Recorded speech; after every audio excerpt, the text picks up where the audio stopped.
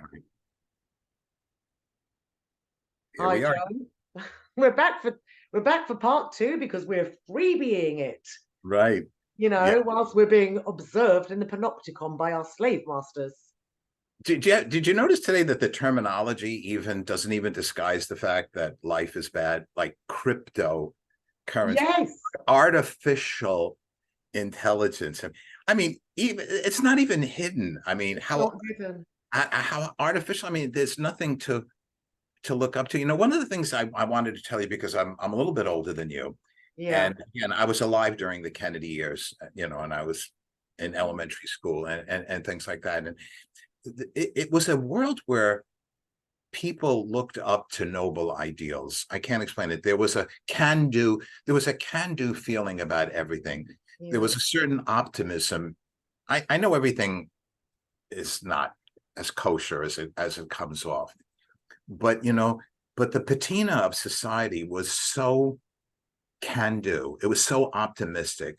Children looked up to ideals today. I mean, what if children only look up to the cult of celebrity today? Yeah. You know, it was such a different world. It was like in the day that man got assassinated. Sometimes I tell people, the world was like the dinosaurs until that day, with some minor, except women got the right to vote in that time, but that was about it. And then after that incident happened, like all hell broke loose, you know and the world changed, so dramatically.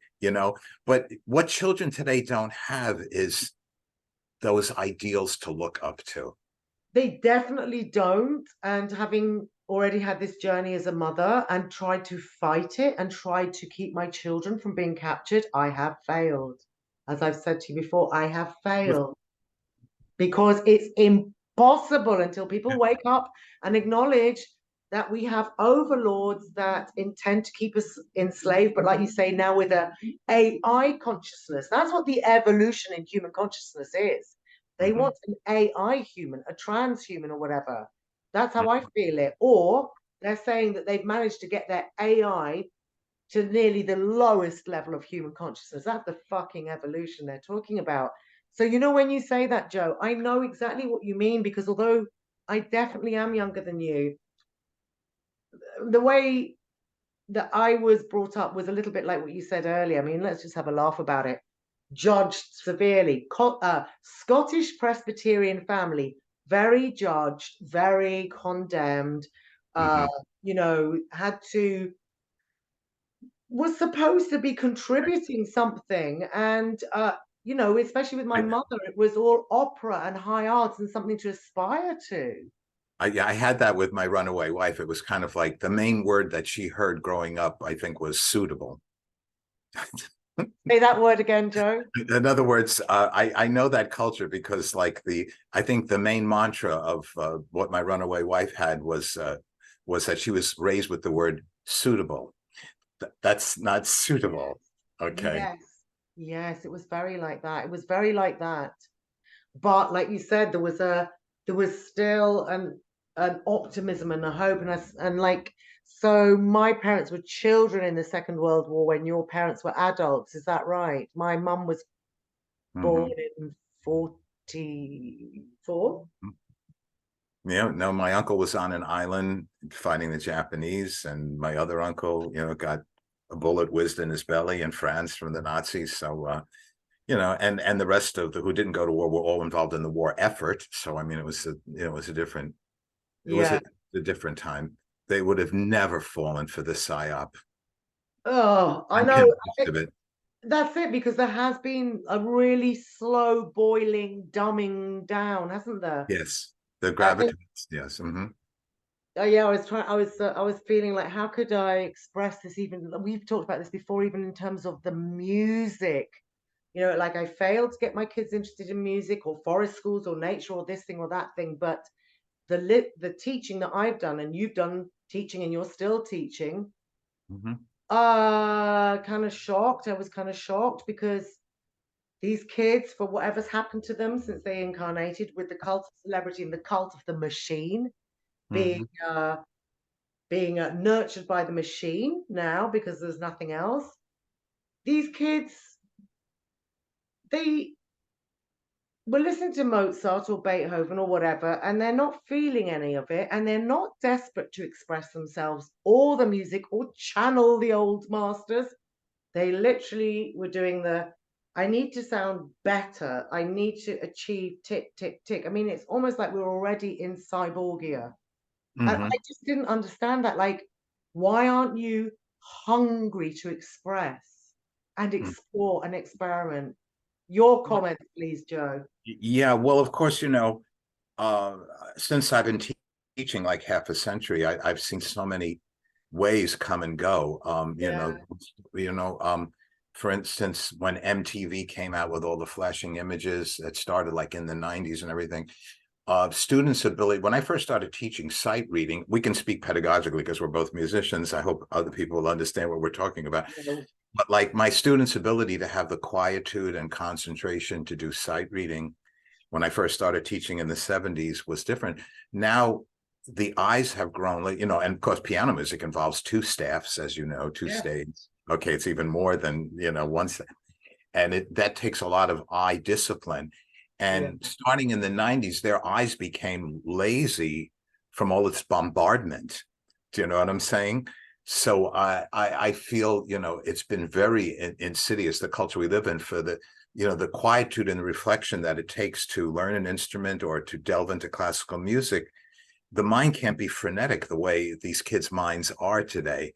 Yeah. Plus they're I mean, everybody has some form of ADD, right? Yeah. That it's never that way when we were kids. Even when you were a child, it was not this way. I mean, Really wasn't. most of my first students in the 70s were like in your generation. Yeah, they would have been, wouldn't they? Yeah, so it's kind of, I often wonder where they were. But yeah, so that's been insidious, Yeah. for the contemplation and reflection, and why they don't assimilate the classical music with the same, you know, way Yeah. that you and I did. Yes. Okay. Absolutely. The world was like different. I mean, it was like, wow, I can play an instrument. This is like really something good. It wasn't like, let me run to a phone now and see if I can hear the piece on YouTube. You know. Okay, so it's I mean, all of our music was live, Joe, because obviously I'm not a pianist. Like you're saying, it requires this discipline of seeing the two staves and the understanding of harmony and the quietude to actually do it. mhm. We had that as well, but as a single line instrumentalist, there were four youth orchestras in my small town. There were four youth orchestras. And on Saturday mornings, we went to do youth choir, youth orchestra, theory, harmony. And this was just for the bog standard nobody kids that we were. We weren't moneyed children being sent off to the royal this. That was later on scholarships. But an average town had this. And even way back, we were fighting for keep music live and don't destroy the youth orchestras. And this is the bit that's pained me the most, that they have systematically destroyed a child's right to turn up physically with other children and learn an instrument to any standard whatsoever. Now it is all, like you can hear an A by pressing a machine instead of hearing your A inside. And Mhm. oh my God. I mean, Joe, I bet you feel like this. Have you seen those awful adverts for learn the piano in sort of half an hour? People say it takes years to learn that. It doesn't with minute. It's like, oh my God, when are people going to see what's going on? I know Even that's at that level. that's schlock stuff. And of course, the tiger parents here that I Yeah. still want their children to do the British ABRSM exam. Yeah. And that exam is also based in a time and a place that Doesn't exist anymore. scales, arpeggio, sight reading, and the sight reading is very, very rigorous in the ABRSM. And even for the parents that I have, the Asian parents where the bar is higher in the home, Yeah. it's still to prepare kids for that exam and the level of excellence that they want. Yeah, I do. And the kids get intimidated by the bloody British accents when they in the middle of the exam, you know,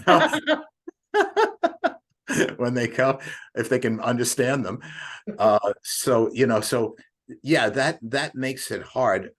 I think one of the things we can wrap up, we talked a lot about human nature. I guess I was a little judgmental about some of it, but that's me anyway. Okay. So are you being human nature? Are you being judgmental, or are you being compassionate and telling the truth so that we've got a chance to say crap shit is going on and being done to us? No. I mean, Jesus called the elders of the temple vipers, so I can do a little I bit think of, you can as well. Yeah. Yeah, exactly. it's okay. But it's so funny. There's this boy. He's 11 years old. He's Chinese, and he's very, very precocious. And he's on Facebook. His name is Andrews. Blah blah. And he gets up and he sits in his car and he talks about all of these things. But he tries to delve into the more mystical or metaphysical aspects of life, and he hasn't lived long enough to put that all together. And he was like very impressed. He talked about, is there meaning to life? And I think this could be like maybe an excellent subject for us to close with, the Zoom constraints that we have. What is the meaning of life? And when it comes down to bare brass tacks, the meaning of life is what we invest in it. Mm-hmm. It's what we bring to life. It's what we bring to life to feel that connectivity when you know that what you're putting out into the universe or into the world, and you see that it creates a good. And as far as investing, there's never a guarantee of a return and all of that. Okay, but once in a while there is. And I feel that the true meaning of life and what God really is and what God consciousness is what we bring to it. Again, an internal reference point. An internal reference point. Again, as we started out with. Totally, Joe. I mean, it is that internal reference point to be able to translate reality and contribute something positive, participate in something positive. I mean, I couldn't agree more, but I also want to not skip over like what really serious damage is being done to everyone on this planet with their 5G plus towers and their intention to enslave humanity deeper. I mean, we can all feel these frequencies, these higher frequencies, can't we, Joe? Because they're coming from their towers that they put up during lockdown.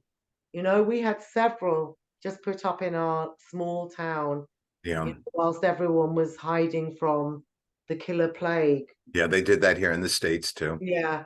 So so it's like I feel really worried about our children's generation. I feel really concerned, and I don't want to shut up until I'm done, until this is done. So when you say self-reference point and what are you bringing, to life, like at this point in humanity's history, what I want to bring is the liberation from lies, deceit, war, murder, and I see this as a liberation era. Mm-hmm. It Yeah. has to be. Yes. Well, you're an astounding warrior. Okay. You're the best one I know. Okay. Joe. Yeah. Yeah. Keep up the fight. I mean, it's just, you're amazingly inspirational with all of it. All of your videos, and I look forward to them every single time they come up. Yeah, and I always look forward to your writings, Joe, and we don't get enough chance to speak, do we? And how we fantasize about how if we lived in the same street every day, we'd be on Beethoven violin and piano sonatas. That's right. Spring Sonata and number 10, your favorite. I know you said number 10. Yeah, I don't know if we'll be able to arrange that somehow Right. one of these days, but I resent feeling like I would offer a concert online with you, don't you? Like Yeah. whilst Yeah. No. they trash live music. Mm-mm. Yes.